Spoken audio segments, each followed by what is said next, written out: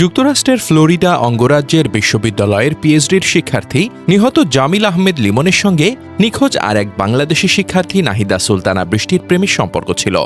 তারা শীঘ্রই বিয়ের পরিকল্পনা করছিলেন, এমন তথ্য জানিয়েছেন লিমনের ভাই জুবায়ের আহমেদ।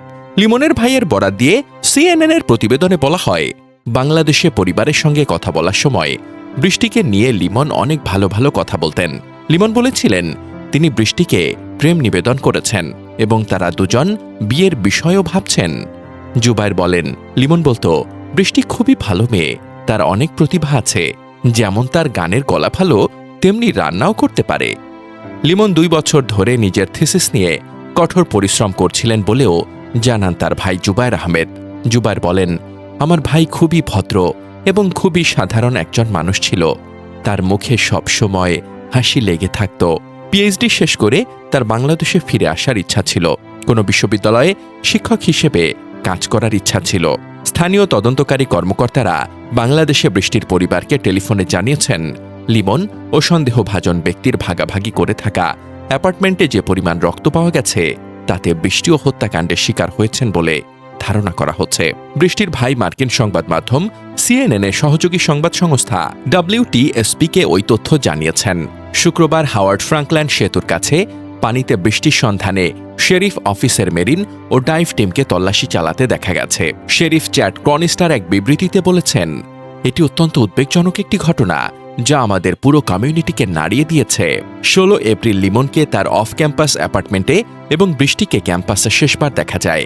এরপর থেকে তাদের সঙ্গে যোগাযোগ বিচ্ছিন্ন হয়। পরিবারের পক্ষ থেকে নিখোঁজ হিসেবে রিপোর্ট করা হয়। প্রায় 10 দিন নিখোঁজ ছিলেন তারা দুইজন। শুক্রবার টাম্পার হর্ড ফ্রাঙ্কল্যান্ড ব্রিজ এলাকা থেকে লিমনের ক্ষতবিক্ষত মরদেহ উদ্ধার করা হয়। লিমনের রুমমেট হিশাম সালেহ আবু ঘরবেহকে গ্রেপ্তার করা হয়েছে। তার বিরুদ্ধে প্রাথমিক অভিযোগ হত্যা, দেহ সরানো, প্রমাণ নষ্ট, মৃত্যু না জানানো, জালিয়াতি ইত্যাদি। পরে তাকে প্রথম ডিগ্রি মার্ডার সহ আরও গুরুতর অভিযোগে চার্জ করা হয়েছে। এর আগে 2015 থেকে 2026 সালের মাঝামাঝি পর্যন্ত এই ঘাতক ইউএসএফের শিক্ষার্থী ছিলেন। গ্রেপ্তারের আগে আবু ঘরবিয়েকে অন্তত 2 বার জিজ্ঞাসাবাদ করেছিল স্থানীয় আইন প্রয়োগকারী সংস্থা।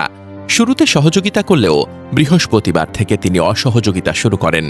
পরে শুক্রবার তদন্তকারী কর্মকর্তারা লিমনের মরদেহের সঙ্গে তার সংশ্লিষ্টতার যোগসূত্র খুঁজে পান। আদালতের নথি অনুযায়ী সন্দেহভাজন ওই মার্কিন নাগরিক 2023 সালে মারধরের অভিযোগে 2 বার গ্রেপ্তার হয়েছিলেন। পরবর্তীতে ওই অভিযোগ প্রত্যাহার করা হয়, কিন্তু সেসব ঘটনার একটির পর তার ভাই ফের নিষেধাজ্ঞার আবেদন করেন। আদালত আবু ঘরবিয়েকে ভাইয়ের বাড়ির কাছে আসায় নিষেধাজ্ঞা দেন। আদালতে দাখিল করা নথিতে তার ভাই অভিযোগ করেন, তর্ক বিতর্কের সময় বাড়ি থেকে বের হয়ে যেতে বলায় আবু ঘরবিয়ে তাকে এবং তার মায়ের ওপর চড়াও হন। গত মে মাসে নিষেধাজ্ঞার মেয়াদ শেষ হওয়ায় আবু ঘরবিয়ের ফিরে আসার ঝুঁকি নিতে চান না বলে নিষেধাজ্ঞার মেয়াদ বাড়ানোর জন্য আদালতে আবেদন করেন তার ভাই, কিন্তু আদালত সেই আবেদন নাকচ করে দেন।